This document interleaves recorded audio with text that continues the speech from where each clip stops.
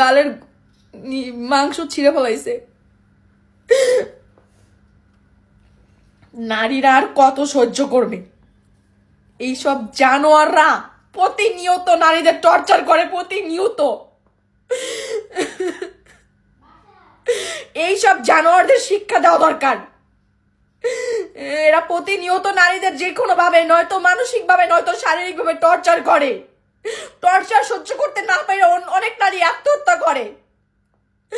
আমি আত্মহত্যা করার মেয়ে না যে আমি ওর টর্চার সহ্য না করে আমি আত্মহত্যা করব। ওর কি আছে? আমি আমার নিজের ইনকামে চলি, আমার নিজের বিজনেস আছে, আমি নিজের ইনকামে চলি।